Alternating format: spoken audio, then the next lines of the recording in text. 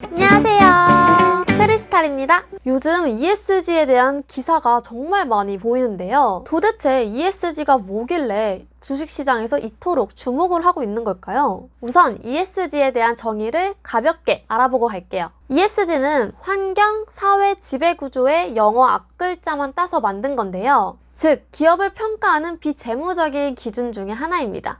이 셋 중에서 환경은 대충 뭘 하라는 건지 아시겠죠? 네, 환경을 개선할수록 더 많은 점수를 주겠다는 거죠.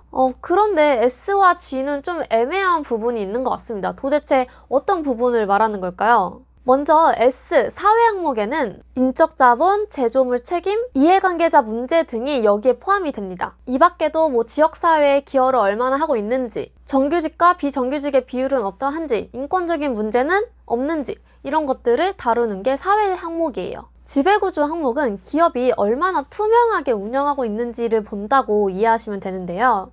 쉽게 말해서 법과 윤리적인 부분들을 잘 지키고 있는지 같은 걸 보겠다는 거죠. 이 개념을 그렇구나 라고 넘어갈 게 아니라, 그래서 이게 왜 갑자기 기업을 평가하는 기준이 되었는가가 중요하죠. 여러 가지가 있겠지만 가장 큰 이유는 수급의 원칙에서 봤을 때 큰손들의 투자 스타일이 변하고 있기 때문입니다. 앞으로 기업의 재무적인 성과뿐만 아니라 장기적인 관점에서 기업 가치와 지속 가능성에 영향을 주는 비재무적인 요소들을 반영해서 평가를 하고 있기 때문이에요. 쉽게 말해서 돈 잘 버는 건 당연한 거고, 능력도 좋으면서 착한 기업한테 더 많은 투자를 하겠다라는 거죠. 예를 들면 유재석 같은 기업? 그렇다면 왜 갑자기 이런 기업을 더 선호하게 된 걸까요? 표면적인 이유로는 지구온난화, 코로나와 같은 예상치 못한 지구촌 문제나 환경 문제 같은 걸 비즈니스로 해결하겠다는 선한 의지라고, 물론 선한 의지 있겠죠. 당연히 있겠죠. 하지만 좀 더 현실적인 이유도 있는데요. 바로 투자의 장기적인 안정성 때문입니다. 실제로 스위스 금융기업 UBS는 기업의 장기적인 리스크는 대부분 ESG 영역에서 발생하는데, 연계금 등과 같은 장기 투자가 필요한 기간은 투자의 단기적인 수익률보다는 장기적인 안정성이 더 중요하기 때문에 ESG를 장기적으로 투자 지표로 삼을 수밖에 없다고 말했죠. 자, 그러면 표면적인 이유와 진짜 이유도 알게 됐고, 그래서 이게 진짜로, 정말 진짜로 왜 주목을 받는지에 대해서 좀 더 자세하게 알아볼게요. 이게 갑자기 나온 것 같지만 자세하게 보면 또 갑자기 나온 건 아닙니다. 자세하게 보면 1987년에 UN 환경계획과 세계환경개발위원회가 공동으로 브른투란트 보고서를 채택하면서 시작되었다고 합니다.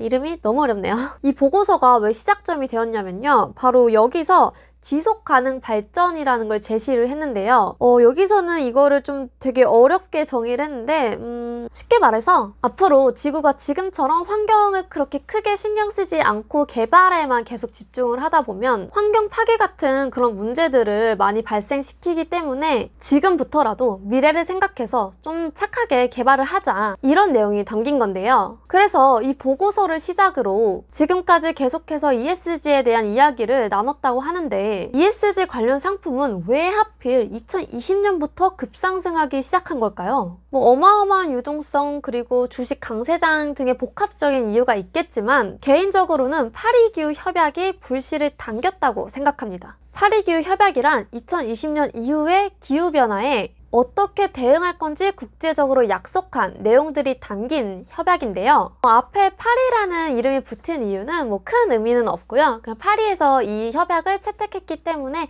앞에 파리가 붙은 겁니다. 더 중요한 건 그래서 약속한 내용이 무엇인지가 중요하겠죠. 약속한 내용은 크게 두 가지가 있습니다. 지구 평균 기온 낮추기, 온실가스 감축하기. 이 두 가지 중에서 온실가스를 감축하는 거에 주목할 필요가 있는데요. 왜냐하면 이 온실가스 감축하는 거에 참여하기로 한 국가들이 2020년부터 5년 단위로 얼만큼 감축할 건지 보고하게끔 되어 있어요. 즉, 파리기후 협약으로 인해 2020년부터 얼마나 줄일 것인지를 계획했기 때문에 진짜로, 정말로 실제로 줄여야 하는 상황이 온 거죠. 그래서 2020년부터 기대감이 형성되면서 ESG 관련 상품에 긍정적인 영향을 준 게 아닐까 하고 생각을 하고 있습니다. 그런데 코로나도 ESG 관련 상품의 급상승에 한몫을 했는데요. 왜냐하면 업계 학자들에 따르면 코로나가 발생한 이유가 기후변화와 밀접한 관련이 있기 때문이라고 해요. 그들이 분석한 자료에 따르면 사람들이 개발을 하면서 환경을 파괴하자 지구온난화 현상이 일어나고 야생동물들의 서식지가 파괴되면서 야생동물을 숙주로 하는 바이러스가 인간에게 옮겨져 왔다는 내용이 들어 있습니다. 따라서 2020년 코로나 사태로 기후변화에 대한 심각성이 인식되면서 ESG 투자에 대한 관심이 더 많아진 거죠.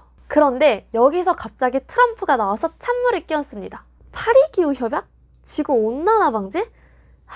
난 그런 거 모르겠고 난 개발할 거야. 그런 건 너네나 지켜. 미국 우선주의 몰라? 라고 하면서 2019년 11월에 파리 기후협약 탈퇴를 통보합니다. 하지만 바이든이 미국 대통령으로 당선되면서 상황은 역전되기 시작하죠. 바이든 대통령은 트럼프가 무너뜨린 미국의 글로벌 리더십을 회복하겠다고 하면서 취임 첫날 파리 기후 협약에 재가입하겠다고 공언합니다. 그래서 바이든 후보가 당선됐을 때 환경 관련주가 크게 주목을 받았었죠. 게다가 지난 7일에 미국 상원 의원 결선 투표에서 민주당이 대통령과 상하원을 모두 차지하게 되면서 바이든 대통령의 친환경 정책에 더 힘이 실릴 것이란 기대감이 형성이 되고 있습니다. 이렇듯 해외뿐만 아니라 국내 금융투자 업계에서도 ESG 평가에 기반한 투자에 관심이 더욱더 커지고 있는데요. 정부는 작년 11월에 탄소중립 2050 추진 전략을 발표했는데요. 탄소중립은 온실가스 배출량을 0으로 만들겠다는 거예요.